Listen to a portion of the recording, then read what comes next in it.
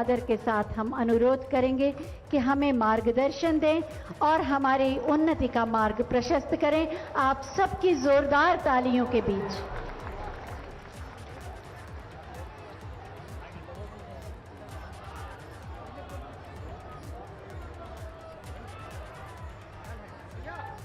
भारत माता की,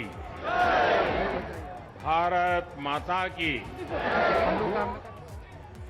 कार्यक्रम में उपस्थित यूपी के ऊर्जावान और कर्मयोगी मुख्यमंत्री श्रीमान योगी आदित्यनाथ जी, प्रयागराज की धरती के जनप्रिय नेता उप मुख्यमंत्री केशव प्रसाद मौर्य जी,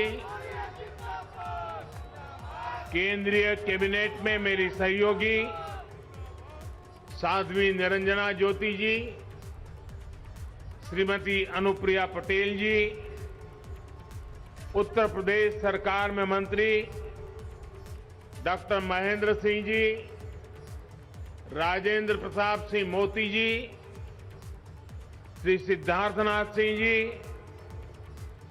नंद गोपाल गुप्ता नंदी जी, श्रीमती स्वाति सिंह जी, श्रीमती गुलाबा देवी जी, श्रीमती नीलिमा कटियार जी, संसद में मेरी सहयोगी बहन रीता बहुगुणा जी, श्रीमती हेमा मालिनी जी, श्रीमती केसरी देवी पटेल जी, डॉक्टर संघमित्रा मौर्य जी, श्रीमती गीता शाक्य जी, श्रीमती कांता कर्दम जी, श्रीमती सीमा द्विवेदी जी, डॉक्टर रमेश चंद बिंद जी, प्रयागराज की मेयर श्रीमती अभिलाषा गुप्ता जी, जिला पंचायत अध्यक्ष डॉक्टर वीके सिंह जी, सभी विधायकगण, अन्य जनप्रतिनिधिगण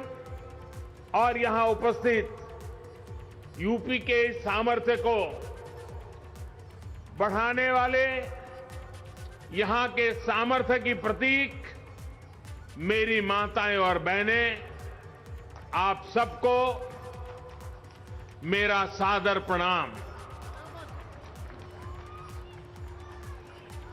मां गंगा, यमुना, सरस्वती के पावन तट पे बसा प्रयागराज की धरती के हम शीश झुकाए के प्रणाम करत है।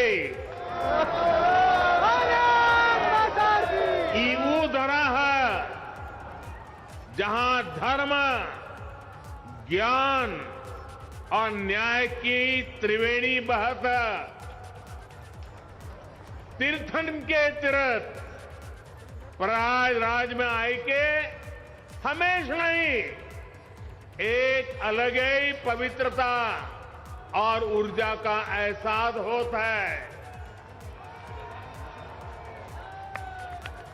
पिछले वर्ष फरवरी में हम कुंभ में इस पवित्र धरती पर आवा रहे, तब संगम में डुबकी लगाए के अलौकिक आनंद के अनुभव प्राप्त किए रहे।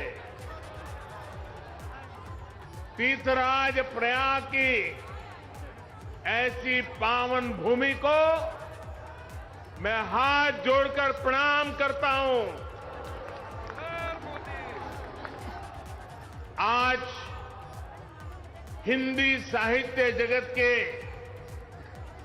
सर्वमान्य आचार्य महावीर प्रसाद द्विवेदी जी की पुण्यतिथि भी है। प्रयागराज से साहित्य की जो सरस्वती बही, द्विवेदी जी लंबे समय तक उसके संपादक भी रहे। मैं उन्हें अपनी श्रद्धांजलि अर्पित करता हूं। माता और बहनों, प्रयागराज हजारों सालों से हमारी मातृशक्ति की प्रतीक मां गंगा, यमुना, सरस्वती के संगम की धरती रही है। आज ये तीर्थ नगरी नारी शक्ति के इतने अद्भुत संगम की भी साक्षी बनी है। ये हम सभी का सौभाग्य है कि आप सभी हमें अपना स्नेह देने, अपना आशीर्वाद देने आई है।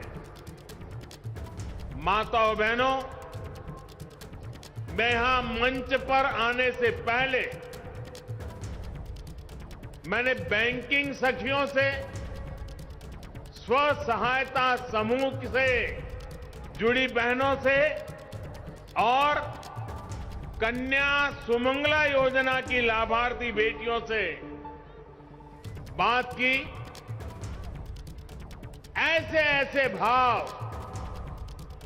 ऐसी ऐसी आत्मविश्वास से भरी बातें, माताओं बहनों, हमारे यहां एक कहावत है, प्रत्यक्षे किम प्रमाणम, यानी जो प्रत्यक्ष है, जो सामने है, उसे साबित करने के लिए कोई प्रमाण की जरूरत नहीं पड़ती।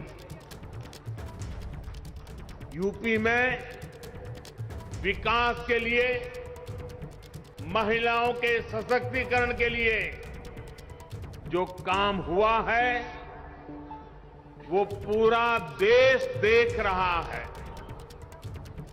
अभी यहां मुझे मुख्यमंत्री कन्या सुमंगला योजना की 1 लाख से ज्यादा लाभार्थी बेटियों के खातों में करोड़ों रुपए ट्रांसफर करने का सौभाग्य मिला।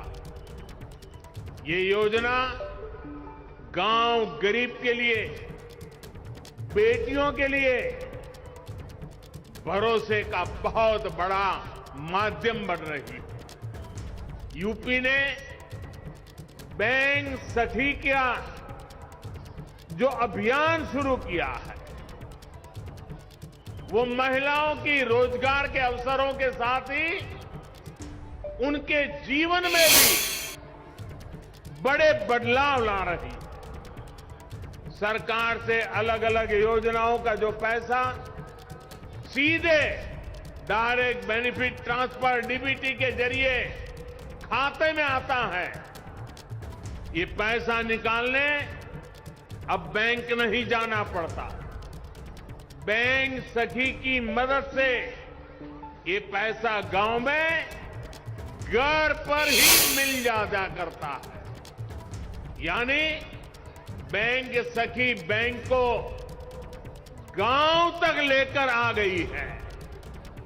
और जो लोग सोच रहे होंगे कि ये तो छोटा सा काम है, उन्हें मैं ये भी बताना चाहता हूं कि बैंक सखियों का काम कितना बड़ा है।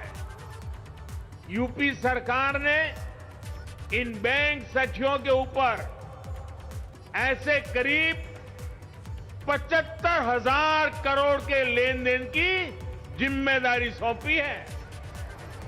75,000 करोड़ रुपए का कारोबार ये गांव में रहने वाली मेरी बहनें, मेरी बेटियां कर रही है। जितना लेन देन गांव में होगा, उतनी ही उनकी आमदनी भी होगी। इनमें से ज्यादातर बैंक संख्या वो बहनें हैं कुछ समय पहले तक जिनके खुद के बैंक के खाते भी नहीं थे, लेकिन आज इन महिलाओं के हाथों में बैंकिंग की, डिजिटल बैंकिंग की ताकत आ गई है। इसलिए देश देख रहा है कि यूपी में कैसे काम हो रहा है।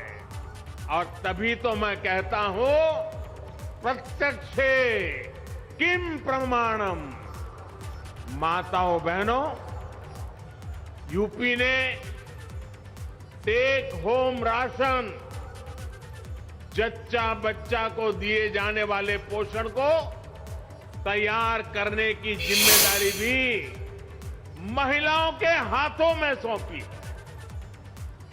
ये पोषण वाला राशन और आहार अब सेल्फ हेल्प ग्रुप में साथ मिलकर महिलाएं खुद बनाएगी। ये भी बहुत बड़ा काम है। सालाना हजारों करोड़ रुपए का काम है। जिन 202 पुष्टाहार उत्पादन यूनिट्स का आज शिलान्यास हुआ है, उनसे सेल्फ हेल्प ग्रुप की महिलाओं की आमदनी भी होगी और गांव के किसानों का भी बहुत बड़ा लाभ होगा। गांव की महिलाएं अपनी फैक्ट्री में पुष्टाहार बनाने के लिए फसल, अनाज गांव से ही तो खरीदने वाली हैं। यही तो सशक्तिकरण के वो प्रयास हैं जिन्होंने यूपी की महिलाओं का जीवन बदलना शुरू कर दिया है। सरकार अलग अलग सेक्टर्स में स्वयं सहायता समूह को जो सहायता दे रही है, इसकी एक किस्त के तौर पर आज मुझे 1000 करोड़ रुपए ट्रांसफर करने का सौभाग्य मिला है। यूपी के विकास की धारा अब किसी के रोकने से रुकने वाली नहीं है। उत्तर प्रदेश की महिलाओं ने, माता बहनों, बेटियों ने ठान लिया है, अब वो पहले की सरकारों वाला दौर वापस नहीं आने देगी। डबल इंजन की सरकार ने यूपी की महिलाओं को जो सुरक्षा दी है, जो सम्मान दिया है, उनकी गरिमा बढ़ाई है, वो अभूतपूर्व है। भाइयों और बहनों, माताओं, बहनों, बेटियों, उनका जीवन पीढ़ियों को प्रभावित करने वाला, पीढ़ियों का निर्माण करने वाला जीवन होता है। एक बेटी का सामर्थ्य, उसकी शिक्षा, उसका कौशल सिर्फ परिवार ही नहीं, समाज की, राष्ट्र की दिशा तय करती है। इसलिए 2014 में जब हमने मां भारती के बड़े सपनों, बड़ी आकांक्षाओं को साकार करने का बीड़ा उठाया, तो सबसे पहले देश की बेटी की विश्वास को नई ऊर्जा देने का प्रयास शुरू किया। इसलिए हमने बेटी के जन्म से लेकर जीवन के चक्र में हर अवस्था में महिलाओं को सशक्त करने के लिए योजनाएं बनाई, अभियान चलाए। साथियों, बेटियां कोख में ही ना मरी जाएं, वो जन्म लें, इसके लिए हमने बेटी बचाओ बेटी पढ़ाओ अभियान के माध्यम से समाज की चेतना को जगाने का प्रयास किया। आज परिणाम यह है कि देश के अनेक राज्यों में बेटियों की संख्या में बहुत वृद्धि हुई है। प्रसव के बाद भी बिना चिंता के अपने बच्चे की शुरुआती देखरेख करते हुए मां अपना काम जारी रख सके, इसके लिए महिलाओं की छुट्टी को 6 महीने किया गया है। साथियों, गर्भावस्था के दौरान गरीब परिवारों में मातृ स्वास्थ्य चिंता का एक बहुत बड़ा कारण रहा है। इसलिए हमने गर्भवती महिलाओं के टीकाकरण, अस्पतालों में डिलीवरी और गर्भावस्था के दौरान पोषण पर विशेष ध्यान दिया। प्रधानमंत्री मातृ वंदना योजना के तहत गर्भावस्था के दौरान 5,000 रुपये महिलाओं के बैंक खाते में जमा किए जाते हैं ताकि वो उचित खान पान का ध्यान रख सके। अभी तक 2 करोड़ से ज्यादा बहनों को लगभग 10,000 करोड़ रुपए दिए जा चुके हैं। साथियों, बेटियां ठीक से पढ़ाई कर सकें, उनको स्कूल बीच में ना छोड़ना पड़े, इस पर भी हमने लगातार काम किया है। स्कूलों में बेटियों के लिए अलग टॉयलेट बनाना हो या फिर सैनिटरी पैड्स को गरीब से गरीब बेटियों के लिए सुलभ कराना हो, हमारी सरकार किसी भी काम में पीछे नहीं रही है। सुकन्या समृद्धि योजना के तहत लगभग 2.5 करोड़ बच्चियों के अकाउंट खोले गए हैं। ये पैसा बड़े होने पर उनके सपनों को पूरा करे, उसके लिए इस पर ब्याज दर भी ऊंची रखी गई है।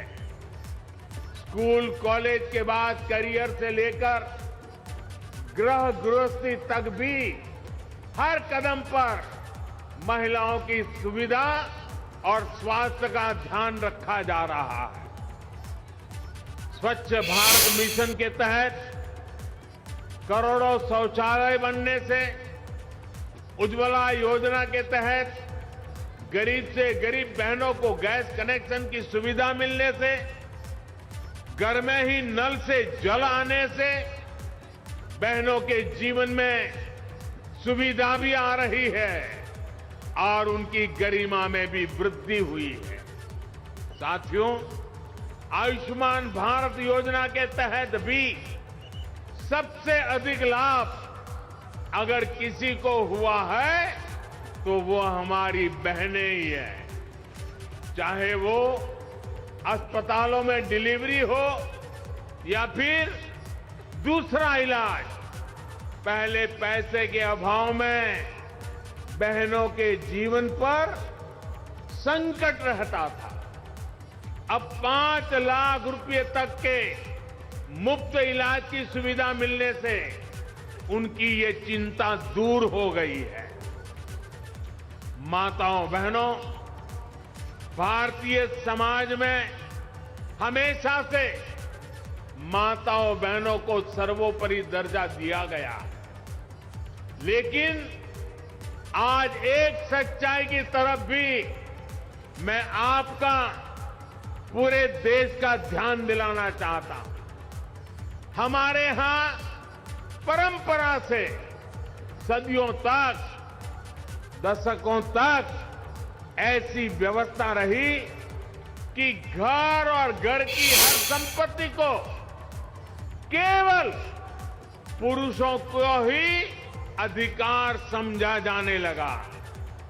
घर है तो किसके नाम? पुरुषों के नाम।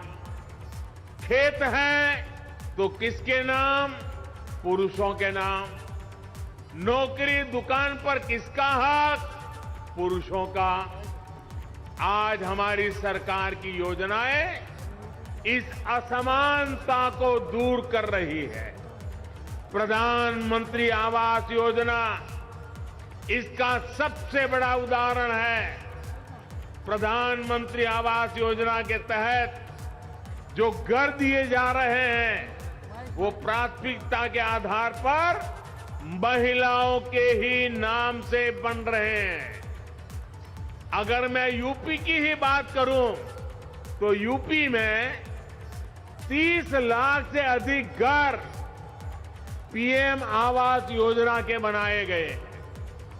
इनमें से करीब 25 लाख घरों की रजिस्ट्री में महिलाओं का ही नाम है।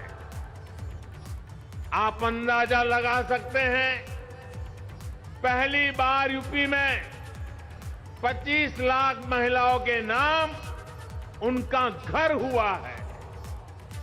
जिन घरों में पीढ़ियों से किसी महिला के नाम पर कोई संपत्ति नहीं थी, आज वो पूरे के पूरे घर किसी महिला के ही नाम है।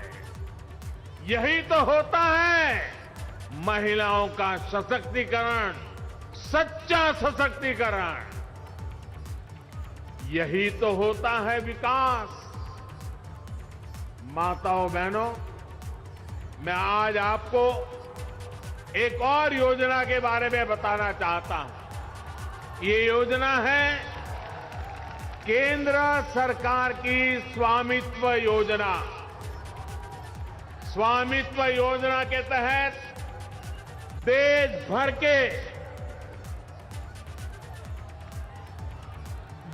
भर के गांवों में घरों को जमीनी के ड्रोन से तस्वीर लेकर घर के मालिकों को प्रॉपर्टी के कागज दिए जा रहे हैं। घरौनी दी जा रही है। ये घरौनी देने से घर की महिलाओं को प्राथमिकता दी जा रही है। अगले कुछ वर्षों में उत्तर प्रदेश के गांव में योगी जी की सरकार हर घर की मैपिंग कराकर ऐसे ही घरौनी देने का काम पूरा कर लेगी। फिर जो बने हुए घर है, उनके कागज में भी घर की महिलाओं का नाम होगा, घर की माताओं का नाम होगा। साथियों, रोजगार के लिए, परिवार की आमदनी बढ़ाने के लिए जो योजनाएं देश चला रहा है, उसमें भी महिलाओं को बराबर का भागीदार बनाया जा रहा है। मुद्रा योजना आज गांव-गांव में गरीब परिवारों से भी नई महिला उद्यमियों को प्रोत्साहित कर रही है। इस योजना के तहत मिले कुल ऋण में से लगभग 70% महिलाओं को दिए गए हैं।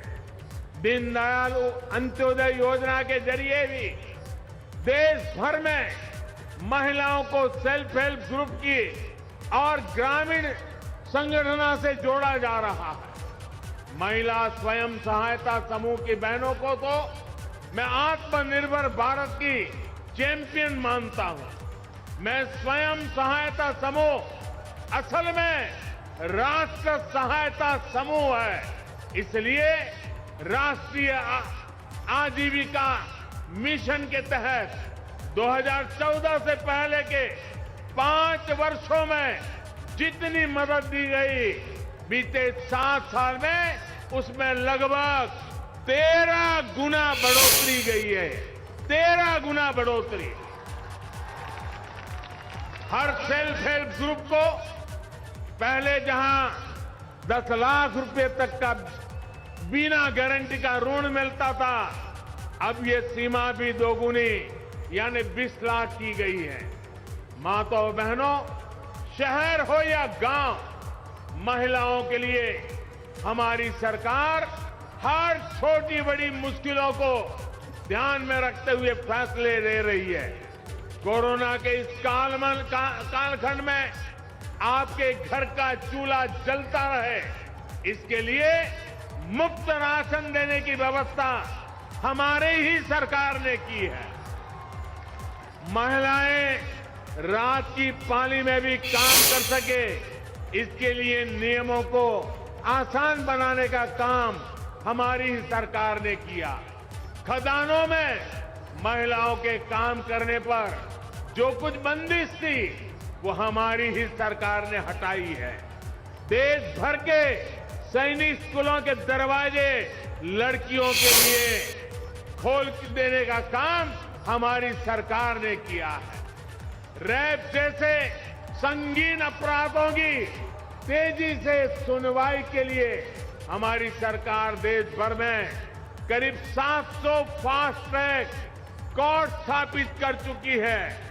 मुस्लिम बहनों को अत्याचारों से बचाने के लिए 3 तलाक के खिलाफ कानून हमारी सरकार ने बनाया है।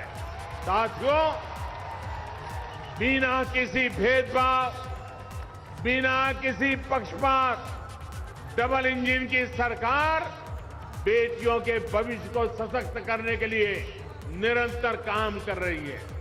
अभी कुछ दिन पहले ही केंद्र सरकार ने एक और फैसला किया है। पहले बेटों के लिए शादी की उम्र कानूनन 21 साल थी, लेकिन बेटियों के लिए ये उम्र 18 साल की ही थी। बेटियों भी चाहती थी कि उन्हें उनकी पढ़ाई लिखाई के लिए आगे पढ़ने के लिए समय मिले, बराबर अवसर मिले। इसलिए बेटियों के लिए शादी की उम्र को 21 साल करने का प्रयास किया जा रहा है। देश ये फैसला बेटियों के लिए कर रहा है, लेकिन किसको इससे तकलीफ हो रही है, ये सब देख रहे हैं। भाई और बहनों, 5 साल पहले यूपी की सड़कों पर माफिया राज था। यूपी की सत्ता में गुंडों की हनक हुआ करती थी। इसका सबसे बड़ा भुक्तभोगी कौन था? मेरी यूपी की बहन बेटियां थी। उन्हें सड़क पर निकलना मुश्किल हुआ करता था, स्कूल कॉलेज जाना मुश्किल होता था। आप कुछ कह नहीं सकती थी, बोल नहीं सकती थी, क्योंकि थाने गई तो अपराधी बलात्कारी की सिफारिश में किसी को फोन आ जाता था। योगी जी ने इन गुंडों को उनकी सही जगह पहुंचाया है। आज यूपी में सुरक्षा भी है, यूपी में अधिकार भी है। आज यूपी में संभावनाएं भी हैं, आज यूपी में व्यापार भी है। मुझे पूरा विश्वास है, जब हमारी माताओं बहनों का आशीर्वाद है, इस नई यूपी को कोई वापस अंधेरे में नहीं धकेल सकता। भाई और बहनों, आइए प्रयागराज की पुण्य भूमि से ये संकल्प लें, हमारा यूपी आगे बढ़ेगा, हमारा यूपी नई ऊंचाइयां छुएगा। आप सभी माताओं बहनों, आपके आशीर्वाद के लिए, आपके समर्थन के लिए और यूपी के आगे बढ़ाने में आपकी सहभागिता के लिए मैं फिर से एक बार आपको आदरपूर्वक नमन करता हूं। आपका हृदय से बहुत बहुत धन्यवाद करता हूं। मेरे साथ बोलिए, भारत माता की, भारत माता की, भारत माता की। बहुत बहुत धन्यवाद।